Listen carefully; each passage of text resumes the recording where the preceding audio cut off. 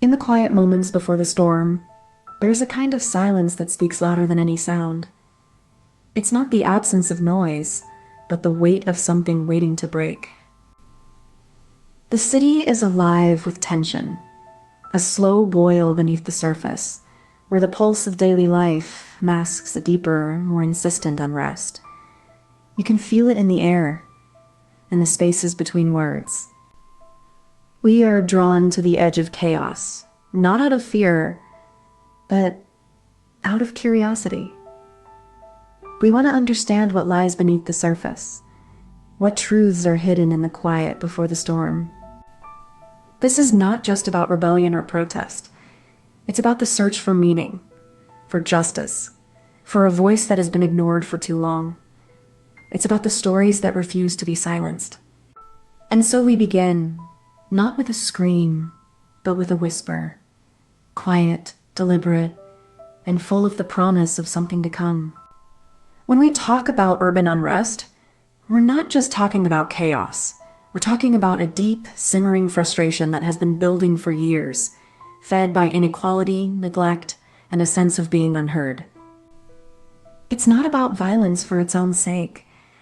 It's about a demand for dignity, for space, for a voice that has been drowned out by the noise of progress and indifference. These uprisings are not random. They're the result of a slow accumulation of grievances, a collective breath held too long, until it becomes a scream that cannot be ignored. We're not just seeing anger, we're witnessing a reckoning with history, with power, with the very systems that have shaped the lives of those who feel unseen and unheard. This isn't just about one moment. It's about the stories that have been buried, the voices that have been silenced, and the hope that they will finally be heard. You might think this is someone else's problem, but it's not. The streets where these uprisings begin are the same streets where you live, work, and raise your children. The tensions that spark in the city are the same tensions that ripple into your neighborhood. When a community is under siege, it's not just about crime or poverty. It's about the erosion of trust, the loss of safety, and the quiet fear that no one will come to your aid when you need them most. The unrest is not just about anger. It's about the slow, suffocating weight of injustice that builds until it explodes. And when it does, it leaves scars that no one can easily heal. You may not be marching, but your tax dollars fund the police, the courts, the shelters. You may not be screaming, but you're part of the system that shapes the world these people are fighting for. This isn't a distant event. It's unfolding in real time, in your own city. And if you don't care now, you'll be forced to care when the next wave hits, and there's no one left to protect you. The first sparks of revolt flickered in the streets of Paris in 1848. Workers, hungry and desperate, took to the boulevards, demanding bread and justice. The air was thick with tension, and the city trembled under the weight of its own unrest. In 1965, Watts burned. A neighborhood in Los Angeles erupted in flames, a reflection of a society strained by inequality and neglect. The streets were a battlefield, and the people were caught in the crossfire of history. Then came the fall of the Berlin Wall in 1989. A moment of unity and despair, as East and West Berlin faced each other across a line that had divided families for decades. The wall was torn down, but the scars of division remained. In 2011, Cairo's Tahrir Square became a beacon of hope and chaos. Protesters filled the square, their voices echoing with the promise of change. But the road to justice was paved with violence and uncertainty. And now, in 2024, the same patterns repeat. Cities around the world see the same unrest, the same hunger for justice, and the same fear of what the future might bring. The echoes of the past are never far. When you see a city, you see more than buildings. You see people, and they carry stories inside them. Some loud, some quiet, but all waiting to be heard. Sometimes those stories don't fit in the same space. They need room, or they need to be let out. And when they can't, they start to rise. It's not about violence. It's about being heard. It's about standing in a place where no one else is listening.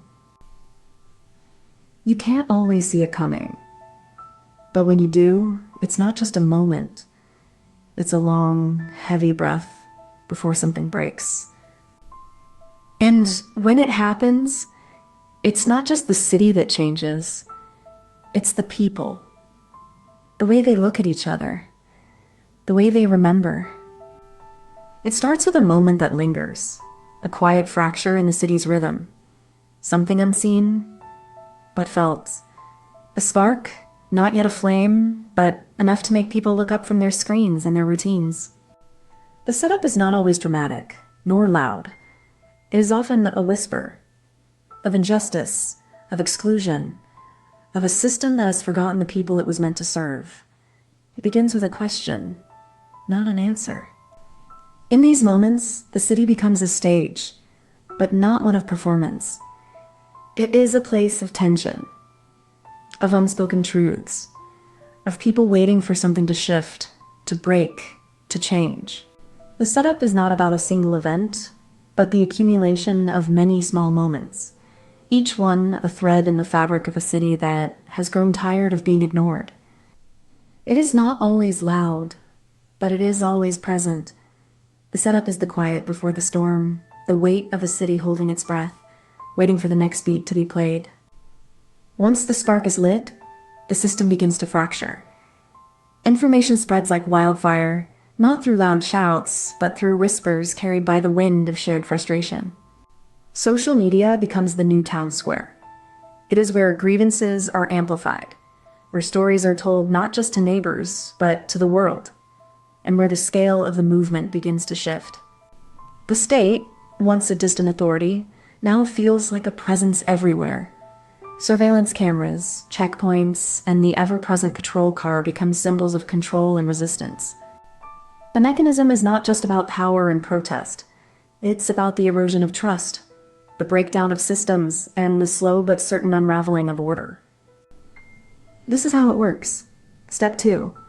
The mechanism. It is not a single act, but a chain of reactions. A slow burn that turns the invisible into the inevitable. The third step isn't just about action. It's about the art of misdirection.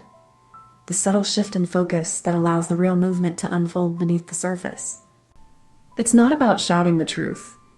It's about letting the truth speak for itself, through the actions of the people, not the words of the leaders.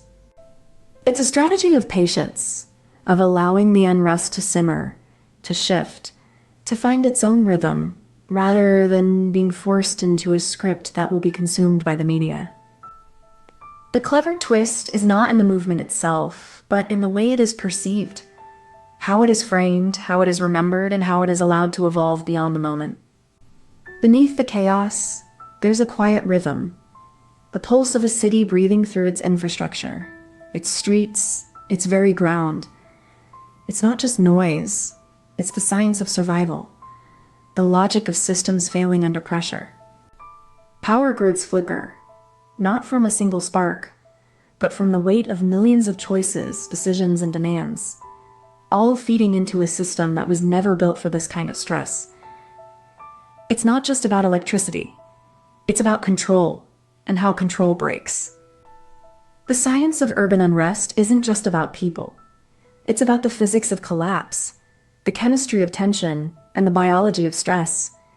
It's a city that's been pushed to its limits, and now it's showing the cracks. There's certain beauty in the way things break. How systems, once so carefully designed, now fracture into something raw, something real. It's not destruction for its own sake, but a reckoning. A moment where the city finally speaks. Imagine a city as a living organism.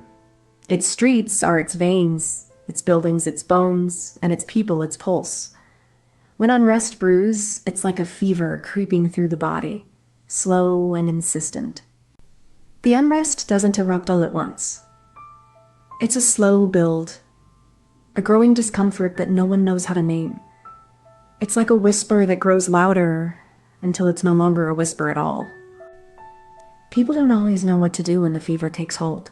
Some try to ignore it, some try to fight it, and others just wait to see what happens. But the fever doesn't care about the symptoms. The city doesn't break. It adapts. It changes. But the cost of change is often paid in silence, in broken glass, in the weight of unspoken grief. And sometimes the fever passes, but the scar remains. In the end, the city moves on. But it never forgets. And neither do we. Before you go, if you enjoyed this, please give it a like and subscribe so you don't miss the next one. And tell us in the comments what you'd like us to make next. We read every single one. Thank you so much for watching. Comment this emoji if you made it to the end.